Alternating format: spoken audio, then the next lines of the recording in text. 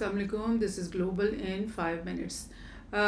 Ukraine war کو میں اکثر کور کرتی ہی رہتی ہوں اور اس کی ڈیٹیلز آپ کو بتاتی ہی رہتی ہوں. اور جب سے بائیڈن نے یہ بات کہی ہے کہ وہ یوکرین کو اس بات کی اجازت دیں گے کہ یو ایس کی طرف سے آئے ہوئے جو ویپنز ہیں یا نیٹو کے اور ممبر ممالک کی طرف سے جو آئے ہوئے ویپنز ہیں جو یوکرین میں اس وقت پہنچے ہوئے ہیں، وہ ان کو یوکرینین فورسز رشیا کی سوئل کے اوپر یوز کر سکیں گی. اس بات کی وہ اجازت دینا چاہتے ہیں، بلکہ انہوں نے اشارتاً کہہ بھی دیا ہے کہ وہ اس کو اجازت ان کو دے چکے ہیں. اور یعنی اب یوکرین کے اندر جو یو ایس کے ویپنز آئی ہوئی ہیں یا اور دیگر ویسٹرن ممالک کی آئی ہوئی ہیں، وہ ان سے یوکرین کی فورسز رشیا کے اندر جو ان کے ملٹری بیسز وغیرہ ہیں وہاں پر وہ اسٹرائک کریں گے. اور جب سے یہ اعلان ہوا ہے تب سے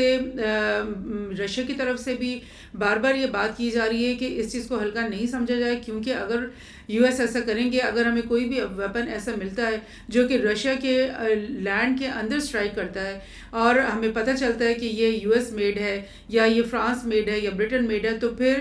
فرانس، یو ایس اور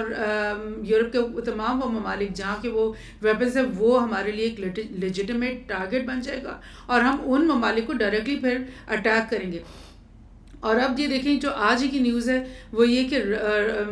پوٹن نے یہ کہا ہے کہ Russia could deploy missiles in striking distance of the west، یعنی کہ اتنے قریب وہ اپنے میزائل، یعنی ایک تو رشیا کے اندر بھی جو میزائل ہیں وہ بھی اتنی لانگ رینج کے ہیں کہ وہ ایزیلی یورپ کے تمام کنٹریز تک پہنچ سکتے ہیں. لیکن یہ جب وہ کہہ رہا ہے پوٹن کہ وہ اسٹرائکنگ ڈسٹینس کے اوپر یہ لگوا دے گا، ڈپلوائے کر دے گا یہ میزائل، دیٹ مینس کہ وہ اپنے فرینڈس کنٹریز، یعنی کہ جیسے فار انسٹنس بیلاروس ہے، بیلاروس کا جو بارڈر ہے وہ بالکل پولینڈ کے ساتھ جڑا ہوا ہے، تو بیلاروس کے اوپر وہ اندر وہ اپنے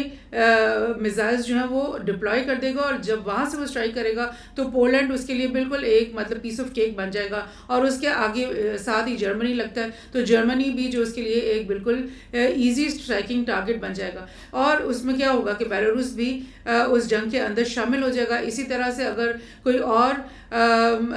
الائی کنٹری رشیا کے ہیں، جو کہ اس وقت 2-3 ایسے ہیں جو کہ پرو رشین اس وقت بات کرتے ہیں، جن میں ہنگری بھی ہے، سلوواکیا ہے، اور بھی 1-2 کنٹریز ہیں، تو اگر وہ بھی مان جاتے ہیں تو ہو سکتا ہے وہ ادھر بھی رشیا اپنے جو ہے وہ ڈپلوائے کر دے میسائلس. تو یہ تو ایک بالکل جو ہے نا World War 3 والی سچویشن بن جائے گی، اور اس میں پورے یورپ کی کنٹریز ورسز پوری جو ہے رشیا اور اس کے تمام الائز جو ہیں وہ ایک جنگ کے اندر شامل ہو جائیں گے، اور پھر نو